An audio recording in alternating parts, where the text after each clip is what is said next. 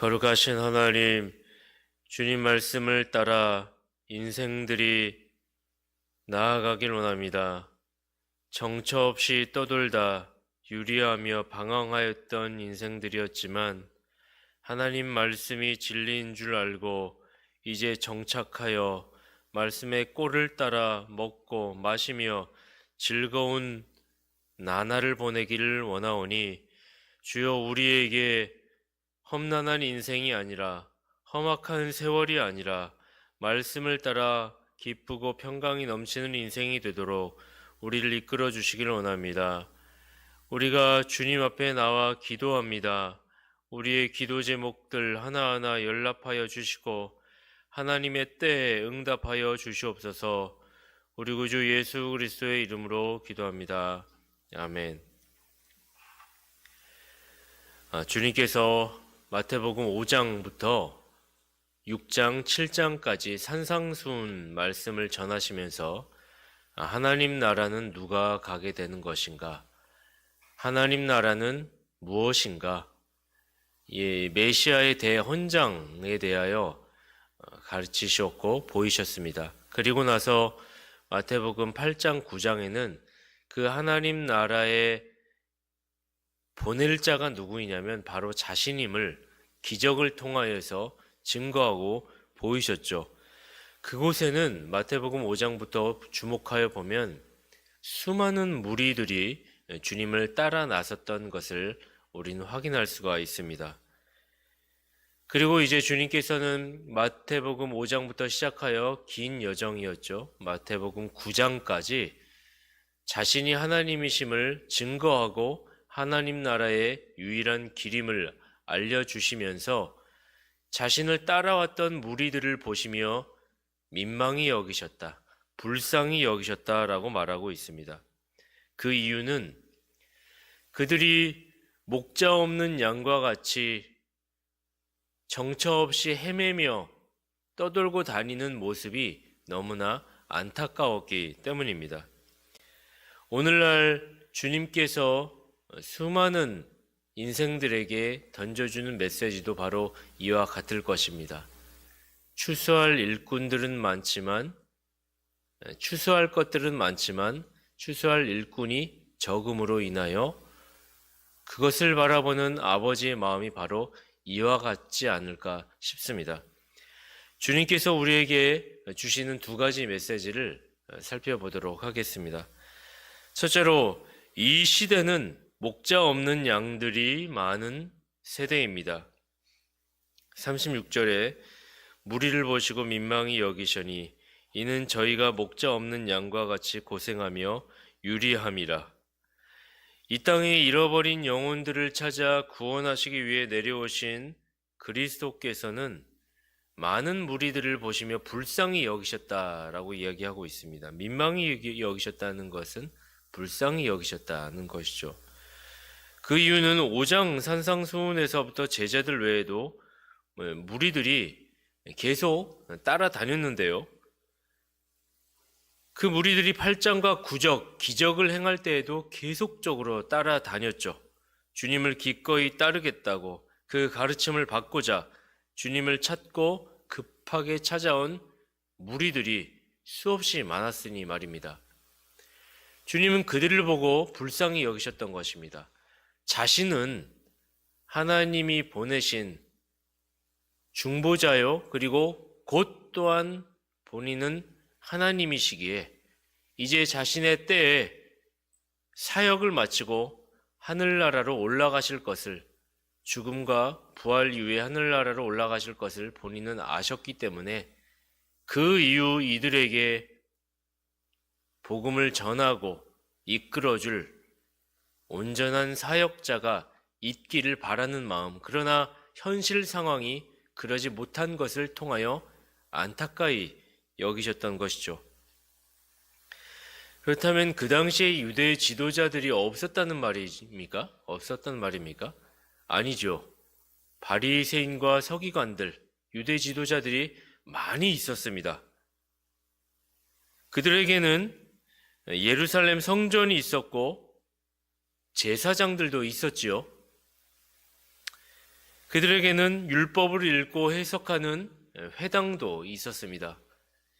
그러나 주님께서 민망하게 여기셨던 이유는 유대인들, 바리새인들, 서기관들, 회당, 율법의 해석이 곳곳에서 이루어지고 있긴 했습니다만 그것이 빈 껍데기뿐이었고 바른 해석, 온전한 율법의 해석이 이루어진 것은 아니었음을 알았기 때문이었습니다.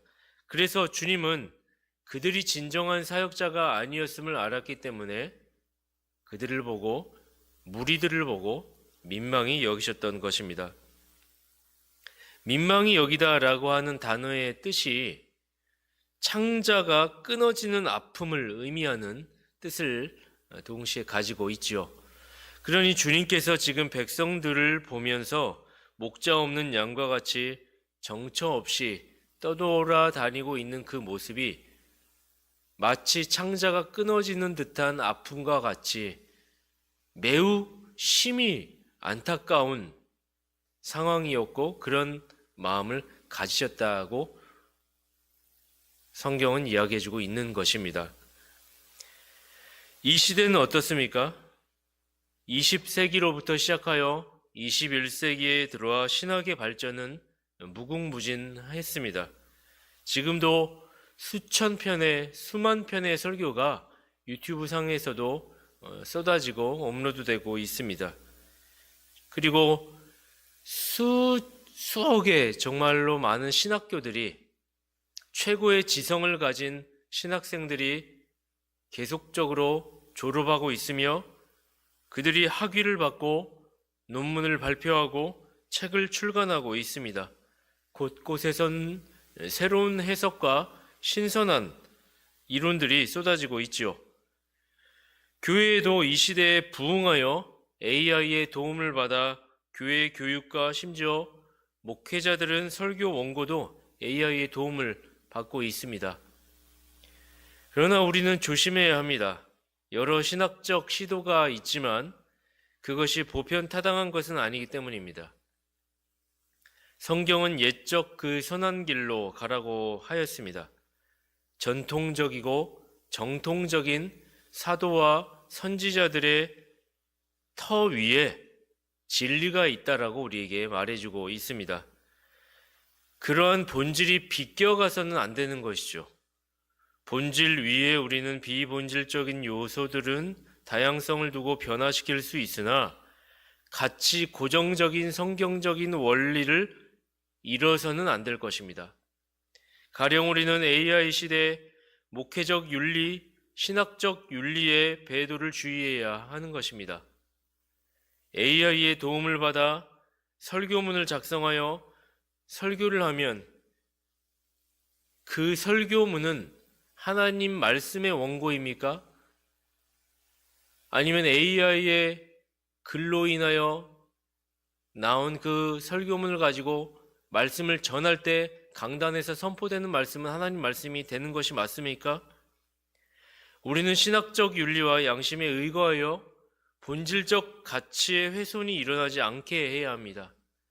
우리는 하나님의 형상을 닮아 지음받은 존재로서 영혼의 활동을 이루는 자들이고 그 안에서 우리의 양심과 하나님 앞에서의 우리의 간절함과 인생들을 향한 하나님의 뜻을 성령 하나님께서 주심으로 그 마음 가운데 말씀을 들고 이 시대를 바라보며 필요한 말, 하나님의 말씀을 대언하여 전달하는 것은 사람이 하나님의 형상에 따라 해야 할 영역인 것이죠. 본질적인 것이 있고 비본질적인 것이 있다라고 했을 때 우리는 여러 가지 자료들은 AI와 여러 가지 현대적인 요소들을 통하여 참고할 수 있겠으나 본질적인 영역에 있어서 목회적 윤리를 잃어서는 안 되는 것입니다. 이런 신학적 생태계 속에서 점점 목회자들의 설교와 질이 깊이와 내면의 아름다움에 있어서 현저히 냉랭해지고 차가워지고 있는 것입니다. 그러므로 얼마나 많은 목자 없는 양들이 떠돌아 다니고 있는 것입니까? 뿐만 아니라 우리는 목회자의 회심에 대하여 고려해 보아야 하는 것입니다. 이 시대에 왜 목자 없는 양들이 많은 세대인 것이죠? 왜 주님은 목자 없는 양들을 보시면서 그들이 고생하고 유리함이 있다고, 방황하고 있다고 말씀하고 계시는 것입니까? 율법의 전문가들, 서기관들이 있는데도 말입니다. 그것은 그들이 회심하지 못했기 때문입니다. 그들이 주님을 만나지 못했기 때문이죠. 하나님을 아는 지식이 성령님의 조명하심에 따라 실제의 삶 가운데 투영되지 않았기 때문입니다. 머리로 지식은 가득하면 무엇합니까? 신학 박사요, 신학 교수이고 여러 가지 논문을 발표하였고 대학에서 상담과 심리를 배우면 무엇합니까? 여러 가지 학위를 소지하면 무엇하냐는 말입니다. 그러나 그들 안에 회심이 없다면 말이죠. 그것은 머리만 가득한 바리새인과 서기관들과 다를 바가 없는 것입니다. 왜냐하면 진리를 있는 그대로 받아들이기는커녕 오히려 진리를 대할 때 진리의 고유한 옛적 선지자와 사도들이 말한 바 그 뜻대로 믿지 않으려 하기 때문입니다. 좀 더 신선한 것, 좀 더 새로운 시도, 이것이 사람들로 하여금 어떤 웰빙을 선사할까 그곳에만 관심을 맞추게 되는 것이죠. 신학적 이론이 새롭게 날마다 떠오르고 급부상하는 것입니다. 많은 신학생들과 목회자들은 특히 대형 교회에서 많은 교회에 사역을 하고 있는 목회자들이 설교의 기회가 그리 많지가 않습니다. 1년에 회중들 앞에서 공적 예배에서 설교할 기회가 한 번이요, 두 번 정도밖에 없지요. 그러니 그 수십 명의 목회자들이 있는 속에서 자신이 부각되고 자신의 인지도와 자신에 대한 임팩트를 주기 위하여서 한 번의 설교가 중요한 것이죠. 그렇게 해야 자신의 영향력이 생기게 되고 조금이라도 개척을 하거나 아니면 교회를 청빙해 나갈 때 사람들의 영향력에 힘입어 무엇인가 도움을 받고 그들과 연합하여 새로운 세력을 구축할 수 있으니 말입니다. 그러니 그 한 편의 설교를 준비할 때 무언가 이 시대를 관통하는 새로운 아이디어를 뽑아내어 설교하기를 원하는 것이 설교자들의 모습이라는 것입니다. 그러므로 그 설교가 성경적인 질서 위에 수천 년 동안 증거되었던 변하지 않고 가치가 구현되어야 할 그 선지자와 사도들의 터 위에 있는 본질적인 뻔한 내용과 같은 내용들, 오직 구원은 믿음으로 말미암는다라는 뻔한 내용들을 가지고 설교하기란 참으로 아쉬운 것이죠. 그래서 새로운 아이디어를 찾아 나서는 것입니다. 새로운 신선한 아이디어가 있다면 이제 곧 신학계에서 발표된 좋은 성경 신학적 아이디어가 있다면 그것을 뽑아내어 설교를 하는 것이죠. 그렇다면 많은 회중들이 이거 신선하다. 이거 정말 이런 해석도 있었구나. 이런 생각을 할 수가 있지. 참 저 목사님 대단하다. 이런 이야기 한번 듣고 싶은 것입니다. 이것은 바른 정도의 길이 아닌 것입니다. 이것이 목적이라면 이것이 회심한 목회자에서 나올 수 있는 발상이 아닌 것입니다. 어떻게 하면 하나님 말씀을 있는 그대로 전하는 것일까?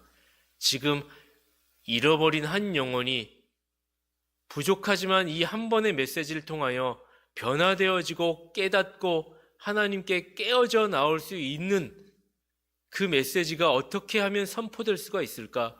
그것을 가지고 머리를 감싸 안으며 주님께 무릎 꿇고 말씀을 준비하고 전하는 것이 이 시대에 참된 추수할 것들에 대한 일꾼의 역할이어야 하는 것입니다. 얼마나 많은 양떼들이 목자를 바라고 있습니까? 그들에게 필요한 것은 회심한 목회자 한 명인 것입니다. 이 세대를 바라보며 주님께서 창자를 끊는 마음으로, 심정으로 불쌍히 여기셨다는 것이죠. 그렇다면 둘째로 주님은 그런 제자들에게, 그런 무리들을 위하여 무엇을 하라고 얘기하고 있죠? 기도할 것을 촉구하고 계십니다. 37절, 38절입니다. 이에 제자들에게 이르시되 추수할 것은 많되 일꾼은 적으니 그러므로 추수하는 주인에게 청하여 추수할 일꾼들을 보내어 주소서 하라 하시니라. 주님은 그들을 불쌍히 여기사 그 백성들에게 유익을 줄 수 있는 수단을 강구하셨습니다. 그것은 바로 기도하라, 추수할 일꾼들을 보내주십시오 라고 기도해라 라는 것이었습니다. 주님은 제자들을 향하여 현재의 상황, 현재의 처지가 어떤지 먼저 짚어주셨죠. 추수할 것은 많되 일꾼이 적다. 추수할 것이 많다라는 것, 바른 교훈을 듣고 바른 교훈을 필요로 하는 사람이 많다라는 것이죠. 그러나 일꾼이 적다. 좋은 설교를 바랐으나 실상 좋은 설교자들이 별로 없구나 라고 말씀하고 계십니다. 이처럼 안타까운 일이 어디 있습니까? 추수꾼이 없어서 곡식이 그대로 방치되어 밭에서 썩어 나간다는 것은 안타까운 일이죠. 분명한 것은 추수할 것은 많다, 항상 많다, 적지 않다, 널려 있다. 영혼의 갈급함을 느끼고 간절함 가운데 교회를 찾는 이가 너무 많다. 그러나 막상 교회에 가서 영혼의 위로를 받지 못하는 경우도 많다. 이것은 너무나 슬픈 일인 것입니다. 우리 교회도 가만히 보면 수요 예배든 주일 예배든 간간히 오가는, 아무것도 모르는 우리 교회와 관계가 없는 사람들이 예배에 들어와 말씀을 듣고 가는 것을 보게 됩니다. 이 마포구 합정동에 방황하며 유리하는 청년들이 얼마나 많습니까? 그리고 그들이 무엇을 목적으로 이 동네에 찾아옵니까? 수많은 식당들과 술집 유흥가들이 이제 퇴근하고 7시, 8시가 지나고 나면 번쩍번쩍 하면서 마구 엄청난 인구 밀도와 함께 몰려들지요. 그들이 다 이곳에 와서 밤 11시가 되고 12시가 되고 새벽을 맞아 집에 돌아가고는 합니다. 그들의 발걸음의 뒷모습은 얼마나 허무하고 허탈한 것입니까? 인생 한방 먹고 마시며 웃고 즐기자고 모였죠. 돌아서서 집에 갈 때는 그 허무함을 감출 수가 없는 것입니다. 유리하며 방황하는 인생들이 그 양심 안에, 그 마음의 안에 하나님 형상으로 지어진 바 택한 자녀라면 그 빈 곳에 하나님 말씀을 향한 그 허전함을 가지고 있을 텐데요 말입니다. 대한민국의 교회가 대략 5만 개에서 6만 개의 교회가 있다고 봅니다. 코로나19 팬데믹 이후에 1만 교회가 그런데 문을 닫았다고 하지요. 그 1만 교회의 성도들은 다 어디로 간 것입니까? 그 1만 교회의 목회자들은 다 어디로 간 것이죠? 이 현상은 현 세대의 교계의 모습과도 같습니다. 그리스도와 영혼들을 사랑하는 모든 주의 자녀들은 그러므로 항상 이렇게 기도해야 합니다.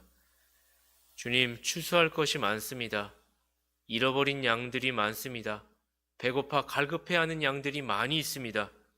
주님, 그러니 유능하고 신실한, 지혜롭고 근면성실한 추수할 일꾼들을 보내주시옵소서. 주님, 이 마포구 합정동에도 보내주시고, 주님, 모든 성과 촌락, 저 시골과 곳곳에도 보내주시옵소서. 죄인들을 회심하게 하시고 성도들을 강건케 하는 일을 담당할 자들을 일으켜 주시옵소서. 목회자들에게 열심을 주시고 그 일을 위하여 부르신 줄 알고 사명으로 기쁨으로 그 일들을 감당할 수 있게 하여 주시옵소서. 목회자의 체력과 지혜의 비상함을 허락하여 주셔서 말씀의 참 의미를 깨우쳐 성도들에게 공급할 수 있도록 하여 주시옵소서. 또한 혹 진리를 반대하는 자들과 사악한 자들 때문에 목양 사역이 방해받지 않게 하여 주시옵소서. 라고 우리는 교회가, 성도들이 목회자를 위하여 추수할 일꾼을 달라고 기도해야 하는 것입니다. 주님, 추수할 것은 많되 일꾼이 적으니 추수할 일꾼들을 보내주소서. 이 기도의 제목이 우리 교회의 기도의 제목이 되기를 바랍니다. 그리고 한국교회의 기도 제목이 되기를 원합니다. 그리하여 하나님의 때에 주님 오시는 날까지 기독교의 복음이 온전히 전파되기를 원합니다. 기도하겠습니다. 거룩하신 하나님, 추수할 것은 많되 추수할 일꾼이 적으니 우리에게 추수할 일꾼을 보내주시옵소서. 주님이 창자를 끓는 심정으로 이 시대를 바라보니 참되게 말씀에 갈급한 자들은 너무나 많은데 정작 그 영혼들의 갈급함을 해소해 줄 올바른 회심한 목회자 한 명이 참으로 적음을 통감하게 됩니다. 주님, 올바른 말씀 선포자를 보내주시고 근면성실한 말씀 선포자를 보내주시고 지혜의 비상함을 갖는 말씀 선포자를 보내주시고 인격과 성실함을 갖춘 말씀 선포자를 보내주시옵소서. 이 교회에 주님께서 허락하사 부족한 종을 보내셨사오니 부족한 종이 너무나 부족하오니 인격의 바름, 삶의 근면 성실함, 말씀의 바른 해석, 온전한 회심관을 통하여 주님 말씀을 대언할 수 있는 힘과 지혜와 끈기와 체력을 더하여 주시옵소서. 이것을 놓고 우리가 기도하고 한국교회를 놓고 애끓는 심정으로 기도하며 이 시대에 바른 말씀이 선포되어 주님의 때에 칭찬받는 그런 은혜를 허락하여 주시옵소서. 주님, 나라 상황이 말이 아닙니다. 하루가 속히 시급합니다. 어떻게 될지 아무것도 알 수가 없습니다.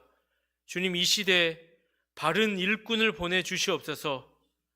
바른 일꾼을 보내주셨사오니 지키시고 보호하여 주시옵소서. 우리 구주 예수 그리스도의 이름으로 기도합니다. 아멘.